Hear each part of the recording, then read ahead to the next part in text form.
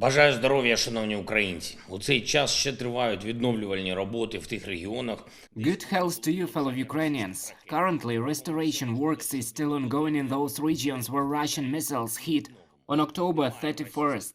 We are doing everything possible to restore energy and water supply, and we will restore it. Russian terrorists do not have such missiles that could hit the Ukrainian desire to live in a civilized manner and take care of each other.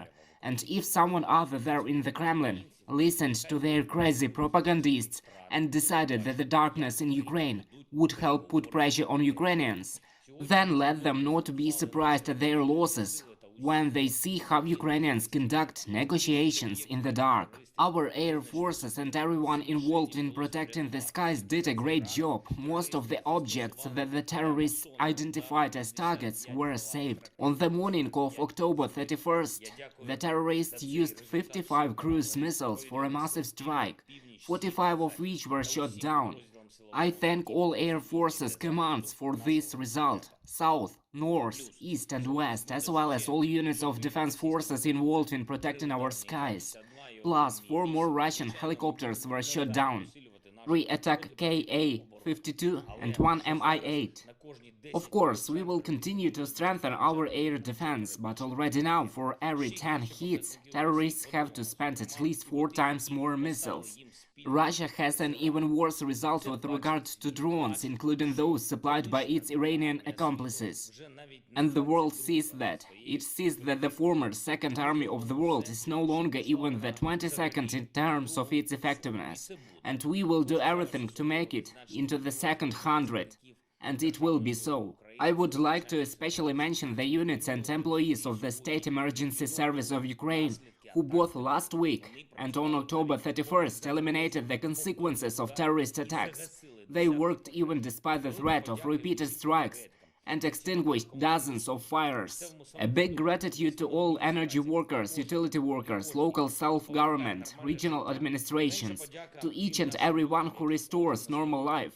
The same gratitude to those of our people who, each at their own level, guarantee that there will definitely be a response to the terrorists. There will be a response on the battlefield, and I want to remind you that the total level of personal losses of the Russian occupiers is almost 72,000.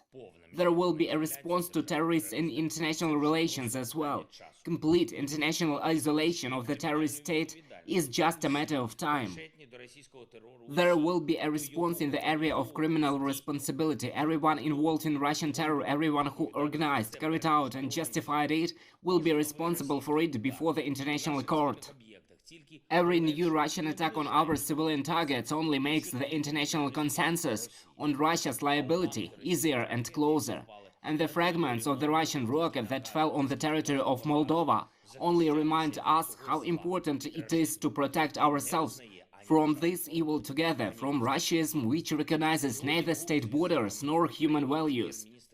On October 31st, the Prime Minister of the Czech Republic visited Ukraine, one of our greatest friends. The Czech Republic currently holds the presidency of the Council of the European Union.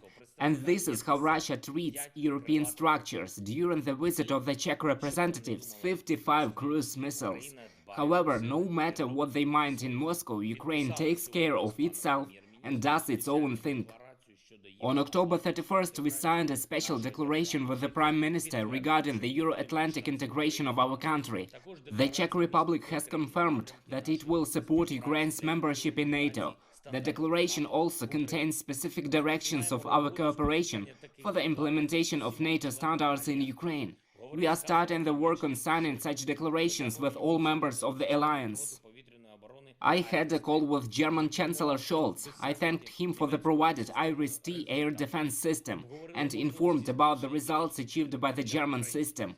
We discussed the possibilities of increasing German support for Ukraine, in particular in the restoration of our infrastructure after terrorist attacks. I also spoke with UN Secretary-General Antonio Guterres. I informed him about the new level of escalation due to Russian actions. Terror against Ukrainian energy facilities, moreover against the background of Russia's attempts to exacerbate the global food crisis, clearly indicates that Russia will continue to oppose itself to the entire international community, and if so, Russia should have no place in the UN Security Council and all other international structures. I am grateful to both Mr. Scholz and Mr. Guterres for supporting our actions aimed at preserving the grain export initiative and preventing the spread of large-scale famine in some regions of the world. It is very important now to prevent this global destabilization that Russia seeks, and we can prevent it. On October 31st, I signed 3 decrees on awarding our warriors. A total of 406 warriors of the armed forces of Ukraine received state awards. I would like to separately thank the warriors of the units of the National Guard of Ukraine, who perform tasks in the Donetsk region. They perform them accurately and efficiently. They skillfully defend their positions and put significant pressure on the Russians. Thank you for these guys. Thank you to all those who make Russia get used to the idea that neither the army, nor terror, nor anything else will help them conquer Ukraine.